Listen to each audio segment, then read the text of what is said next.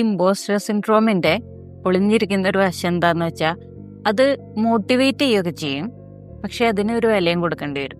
നമ്മൾ നാളെ ഒരു കാര്യം ചെയ്യാനിരിക്കുകയാണെന്ന് വെക്കും. അപ്പോൾ നമ്മൾ ഇന്ന് രാത്രി പോലും ഉറങ്ങാണ്ട് അതിനു വേണ്ടി തയ്യാറെടുക്കുന്നു, 100 വട്ടം റിഹേഴ്സ് ചെയ്യുന്നു, കുറേ തവണ അത് ഡബിൾ ചെക്ക് ചെയ്യുന്നു, എല്ലാ കാര്യങ്ങളും ഡബിൾ ചെക്ക് ചെയ്യുന്നു. കാരണം നാളെ അത് അത്രയും പെർഫെക്റ്റ് ആയിട്ട് അവതരിപ്പിക്കണം.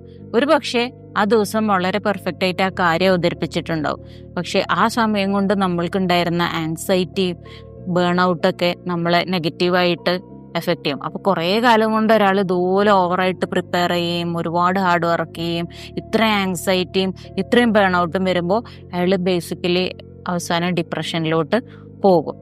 അപ്പോൾ അവിടെ നമ്മൾ ചെയ്യേണ്ടത്, നമ്മൾ വിശ്വസിക്കേണ്ട കാര്യങ്ങൾ എന്താണെന്ന് വെച്ചിട്ടുണ്ടെങ്കിൽ, ഈ ആൻസൈറ്റി ഒന്നും ഇല്ലാതെ അച്ചീവ് ചെയ്യാൻ ശ്രമിക്കുക, ബേൺ ഔട്ടൊന്നും ഇല്ലാതെ ഹാർഡ് വർക്ക് ചെയ്യാൻ ശ്രമിക്കുക.